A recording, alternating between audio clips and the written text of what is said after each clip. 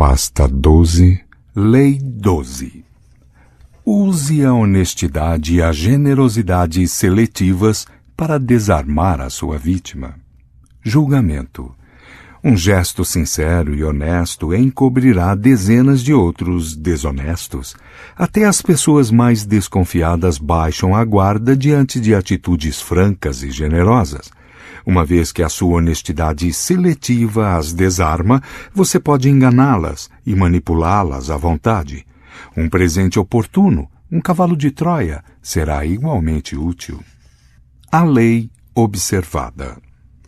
Um dia, em 1926, um homem alto e bem vestido foi visitar Al Capone, o mais temido gangster da sua época. Falando com um elegante sotaque continental, o homem se apresentou como Conde Victor Lustig. Ele prometeu a Capone que, se lhe desse $50 mil, seria capaz de duplicar essa quantia. Capone tinha fundos mais do que suficientes para cobrir um investimento, entre aspas, mas não o hábito de confiar grandes somas a estranhos. Ele examinou o conde, algo naquele homem era diferente, o seu estilo chique, seus modos, e resolveu experimentar. Ele mesmo contou as notas e as entregou a Lustig. "Tudo bem, conde", disse Capone. "Dobre isso em 60 dias, como disse." Lustig saiu com os dólares, guardou-os num cofre em Chicago e foi para Nova York, onde tinha em andamento outros planos para ganhar dinheiro. Os $50 mil ficaram no cofre do banco intocados. Lustig não fez nada para duplicá-los. 2 meses depois, ele voltou a Chicago, pegou o dinheiro e foi novamente falar com Capone. Olhando os rostos impassíveis dos seus guarda-costas, ele sorriu constrangido e disse: "Sinto muito, Sr. Capone, mas lamento lhe dizer que o plano falhou. Eu falhei." Capone se ergueu devagar, olhou para Lustig com ar ameaçador, pensando em que parte do rio jogaria, mas o conde colocou a mão no bolso do casaco, retirou os $50 mil e os colocou sobre a mesa. "Aqui, senhor, o seu dinheiro até o último centavo. Mais uma vez, minhas sinceras desculpas. É muito constrangedor. As coisas não funcionaram como pensei. Adoraria ter duplicado seu dinheiro para o senhor e para mim. Deus sabe como eu precisava disso, mas o plano não se concretizou." Capone despencou na poltrona, confuso. "Sei que você é um charlatão, conde", disse Capone. "Soube no momento em que entrou aqui. Eu esperava os $100 mil ou nada, mas isto, receber de volta o meu dinheiro? Bem, minhas desculpas novamente, Sr. Capone", disse Lustig, pegando o chapéu e se preparando para sair. "Meu Deus, você é honesto", gritou Capone. "Se está em dificuldades, fique com $5 mil para ajudar por enquanto." Ele retirou 50 notas de $100 do maço de 50 mil. O conde parecia atordoado, curvou-se profundamente, murmurou um agradecimento e saiu, levando o dinheiro. Os $5 mil era o que Lustig pretendia desde o início. Interpretação. O conde Victor Lustig, homem que falava várias línguas e se orgulhava do seu refinamento e cultura, foi um dos grandes vigaristas dos tempos modernos. Era conhecido por sua audácia, temeridade e, o mais importante, por seu conhecimento da psicologia humana. Ele avaliava um homem em minutos, descobrindo seus pontos fracos, e tinha um radar para otários. Lustig sabia que a maioria dos homens se arma contra o ataque de escroques e outros criadores de problemas. A tarefa do vigarista é derrubar estas defesas. A melhor maneira de conseguir isso é aparentando sinceridade e honestidade. Quem vai desconfiar de uma pessoa literalmente apanhada num ato honesto? Lustig usou a honestidade seletiva várias vezes, mas com Capone ele foi mais adiante. Nenhum vigarista comum cometeria tamanha ousadia. Teria escolhido suas vítimas pela humildade, por aquele ar que diz que engolirão o remédio sem se queixar. Engane Capone e você vai passar o resto da vida, o quanto ainda lhe restar, com medo. Mas Lustig sabia que um homem como Capone vive desconfiando de todo mundo. Ninguém ao seu redor é honesto ou generoso, e conviver tanto tempo com lobos é exaustivo, até deprimente. Um homem como Capone quer ser alvo de um gesto honesto ou generoso, quer sentir que nem todos agem com segundas intenções ou estão a fim de roubá-lo. O ato de honestidade seletiva de Lustig desarmou Capone porque foi inesperado. O vigarista gosta dessas emoções conflitantes porque é muito fácil distrair e enganar a pessoa tomada por esses sentimentos. Não hesite em praticar esta lei com os Al Capone da vida, um gesto generoso e honesto bem calculado e a fera mais brutal e cínica do reino vem comer na sua mão. Tudo perde a graça se não tem um otário em perspectiva. A vida parece vazia e deprimente. Não consigo compreender os homens honestos. Vivem sem esperanças, cheios de tédio. Conde Victor Lustig, 1890-1947. As chaves do poder. A essência da trapaça é a distração. Distraindo as pessoas a quem pretende enganar, você ganha tempo e espaço para fazer algo que elas não perceberão. Um gesto delicado, generoso ou honesto muitas vezes é a forma mais eficaz de distração, porque desarma as suspeitas da outra pessoa. Elas ficam como crianças, aceitando ansiosas qualquer demonstração de afeto. Na antiga China, isto se chamava dar antes de tomar. O dar dificulta a outra pessoa perceber o tomar. É um artifício de infinita utilidade prática. Tomar alguma coisa de alguém descaradamente é perigoso, até para os poderosos. A vítima vai tramar uma vingança. Também é perigoso pedir apenas, ainda que gentilmente, aquilo de que você precisa. A não ser que a outra pessoa veja nisso algum lucro, ela pode se ressentir com a sua necessidade. Aprenda a dar antes de tomar. Isso prepara o terreno, torna menos desagradável uma futura solicitação ou simplesmente cria uma distração. E o dar pode ter várias formas. Um presente real, um gesto generoso, um favor, um reconhecimento honesto, entre aspas, o que for necessário. É melhor usar a honestidade seletiva logo no primeiro encontro. Somos todos criaturas de hábitos e nossas primeiras impressões duram muito. Se alguém acreditar desde o início que você é honesto, vai demorar para convencer essa pessoa do contrário. Você ganha espaço para a manobra. Jay Gould, como Al Capone, era um homem que desconfiava de todo mundo. Aos 33 anos já era quase milionário, principalmente por meio de trapaças e ameaças de violência. No final da década de 1860, Gould investiu pesado na Erie Railroad. Depois descobriu que o mercado estava imerso numa quantidade enorme de certificados de ações falsos da empresa. Ele ia perder uma fortuna e passar por muitos constrangimentos. No meio desta crise, um homem chamado Lord John Gordon Gordon se ofereceu para ajudar. Gordon Gordon, um lord escocês, aparentemente tinha feito uma pequena fortuna investindo em estradas de ferro. Contratando alguns peritos em caligrafia, Gordon Gordon conseguiu provar a Gould que os culpados pelos certificados falsos eram, na verdade, vários altos executivos da própria Erie Railroad.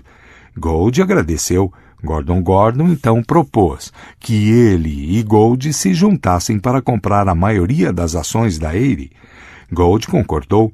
Por uns tempos, a especulação pareceu prosperar.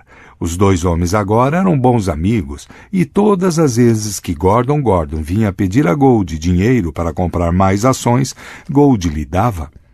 Em 1873, entretanto, Gordon Gordon colocou no mercado todas as suas ações, ganhando uma fortuna, mas desvalorizando drasticamente as ações de Gould. Depois sumiu. Investigando, Gould descobriu que Gordon Gordon, na verdade, se chamava John Crowningfield e era filho bastardo de um marinheiro mercante e de uma garçonete de Londres. Antes disso, havia muitas pistas de que Gordon Gordon era um vigarista, mas o seu ato inicial de honestidade e apoio deixou Gould tão cego que foi preciso perder milhões para ele perceber a fraude.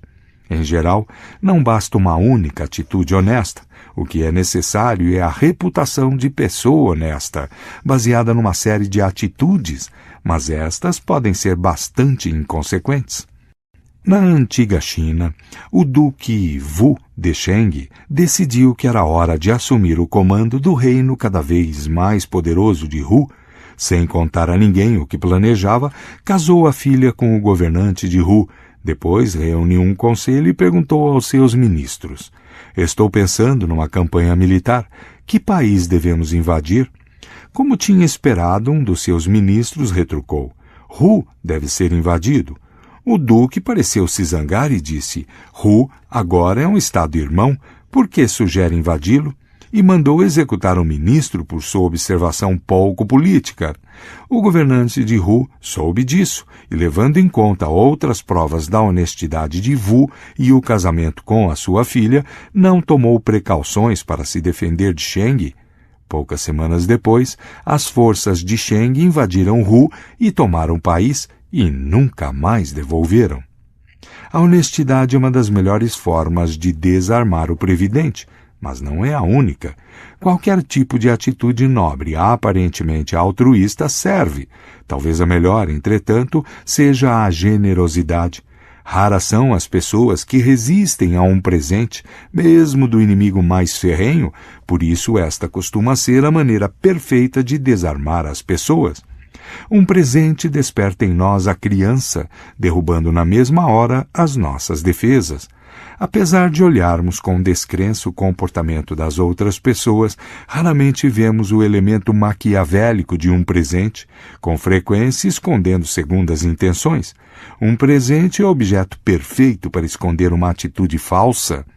Há mais de 3.000 anos, os antigos gregos cruzaram o mar para recapturar a bela Helena, raptada por Paris, e destruir a cidade dele, Troia. O cerco durou 10 anos, muitos heróis morreram, mas nenhuma das duas partes chegava perto da vitória. Um dia o profeta Calcas reuniu os gregos. "Parem de golpear essas muralhas", disse-lhes. "É preciso encontrar uma outra maneira, um ardil. Não podemos tomar Troia pela força apenas. Temos de encontrar uma estratégia engenhosa." O astuto líder grego Ulisses teve então a ideia de construir um gigantesco cavalo de madeira, esconder soldados lá dentro e depois dar de presente aos troianos. Neoptolemos, filho de Aquiles, não gostou da ideia. Não era digno de homens. Melhor que milhares morressem nos campos de batalha do que alcançar a vitória de uma forma tão dissimulada. Mas os soldados, entre escolher mais 10 anos de masculinidade, honra e morte, por um lado, e uma rápida vitória por outro, preferiram o cavalo, que foi logo construído. O truque teve êxito e Troia caiu. Um presente foi mais vantajoso para os gregos do que 10 anos de lutas. Imagem. O cavalo de Troia. A sua astúcia se esconde dentro de um magnífico presente irresistível para o seu adversário. As muralhas se abrem. Uma vez lá dentro, destrua tudo. A bondade seletiva também deve fazer parte do seu arsenal de dissimulações. Durante anos, os antigos romanos fizeram cerco à cidade dos faliscanos, sempre sem sucesso. Um dia, porém, quando o general romano Camilo estava acampado do lado de fora da cidade, viu de repente um homem que vinha em sua direção, trazendo algumas crianças. Era um professor faliscano, e as crianças, depois se soube, filhos e filhas dos cidadãos mais nobres e ricos da cidade. Fingindo estar levando as crianças para dar um passeio, ele as conduziu direto até onde estavam os romanos, oferecendo-as como reféns na esperança de agradar Camilo, o inimigo da cidade. Camilo não aceitou, despiu o professor, amarrou suas mãos nas costas, deu a cada uma das crianças uma vareta e mandou que elas o fossem açoitando de volta à cidade. O gesto teve um efeito imediato sobre os faliscanos. Se Camilo tivesse ficado com as crianças como reféns, algumas pessoas na cidade teriam votado a favor da rendição. E mesmo que os faliscanos tivessem continuado lutando, a sua resistência teria esmorecido. A recusa de Camilo de se aproveitar da situação abalou a resistência dos faliscanos e eles se renderam. O general calculara corretamente e, de qualquer forma, ele não tinha nada a perder. Sabia que o truque dos reféns não acabaria com a guerra, pelo menos não imediatamente. Invertendo a situação, ele conquistou a confiança e o respeito do inimigo, desarmando-o. A bondade seletiva com frequência desarma o inimigo mais obstinado. Acertando em cheio no coração, ela corrói o desejo de revidar. Lembre-se, jogando com as emoções dos outros, gestos calculados de bondade podem transformar um Al Capone numa criança ingênua. Como qualquer abordagem emocional, a tática deve ser praticada com prudência. Se as pessoas perceberem os sentimentos de gratidão e cordialidade frustrados, se transformarão em ódio e desconfiança na sua forma mais violenta. Se não for capaz de fazer o gesto parecer sincero, não brinque com fogo. A autoridade. Quando o duque Hsien de Qin estava para atacar de surpresa Yu, ele presenteou a cidade com uma peça de jade e uma junta de cavalos. Quando o conde Shi estava para atacar de surpresa Shoyu, ele os presenteou com 2 grandes carruagens. Daí o ditado: quando se vai tomar, deve-se dar. Han Fei-tse, filósofo chinês, século III a.C. O inverso. Quando você já tem um histórico de dissimulações, não há honestidade, generosidade ou gentileza que consiga enganar as pessoas. De fato, isso só chamará mais atenção. Quando você já é visto como falso, uma atitude honesta de repente é apenas suspeita. Nestes casos, é melhor bancar o patife. O conde Lustig, tentando a maior trapaça da sua carreira, estava quase vendendo a Torre Eiffel para um industrial incauto que acreditou que ela estava sendo leiloada pelo governo como sucata. O industrial já estava para entregar uma enorme quantia a Lustig, que se tinha feito passar com sucesso por um funcionário do governo. No último minuto, entretanto, a vítima desconfiou. Alguma coisa em Lustig o incomodava. No encontro marcado para receber o dinheiro, Lustig sentiu a sua súbita desconfiança. Inclinando-se para o industrial, Lustig explicou, sussurrando, que ele ganhava muito pouco, estava em dificuldades financeiras e outras coisas mais. Depois de alguns minutos nisso, o industrial percebeu que Lustig estava querendo receber alguma coisa por fora. Pela primeira vez relaxou. Agora sabia que podia confiar em Lustig. Como todos os funcionários do governo são desonestos, Lustig tinha de ser real.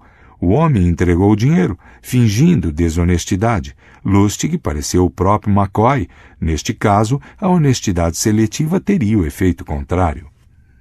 Com a idade, a fama de mestre em mentiras e dissimulações do diplomata francês Talleyrand se espalhou.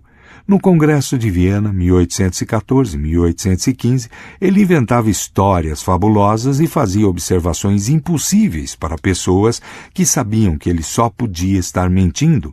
Sua desonestidade não tinha outro propósito a não ser encobrir as ocasiões em que estava realmente enganando todo mundo. Um dia, por exemplo, entre amigos, Talleyrand disse com aparente sinceridade: nos negócios, é preciso colocar as cartas na mesa. Ninguém conseguiu acreditar nos próprios ouvidos. O homem que nunca na vida tinha colocado suas cartas na mesa, agora dizia que os outros tinham de fazer isso. Táticas como esta tornavam impossível distinguir quando Talleyrand estava trapaceando para valer ou não. Alimentando a fama de desonesto, ele preservou a sua capacidade de enganar os outros. Nada na esfera do poder está escrito em pedra. A falsidade declarada, às vezes, encobre as suas pegadas e até o faz ser admirado pela honestidade da sua desonestidade. Nota: Francesco Borri, cortesão vigarista, Francesco Giuseppe Borri, de Milão, cuja morte em 1695 se deu bem no fim do século XVII, foi um precursor daquele tipo especial de aventureiro vigarista, o cortesão ou cavalheiro impostor. Seus verdadeiros dias de glória começaram quando ele se mudou para Amsterdã. Lá ele adotou o título de médico universale, manteve um grande séquito e andava de um lado para o outro numa carruagem puxada por 6 cavalos. Os pacientes afluíam em grande número e alguns inválidos se faziam transportar em liteiras de Paris até a sua casa em Amsterdã. Borre não aceitava pagamento por suas consultas, distribuía grandes somas entre os pobres e nunca se soube que recebesse dinheiro ou letras de câmbio pelo correio. Não obstante, como ele continuava vivendo com tanto luxo, supunha-se que possuísse a pedra filosofal. De repente, este benfeitor desapareceu de Amsterdã. Descobriu-se então que havia levado com ele dinheiro e diamantes que estavam sob sua custódia. The Power of the Charlatan, Grit de Francesco, 1939. Fim de nota.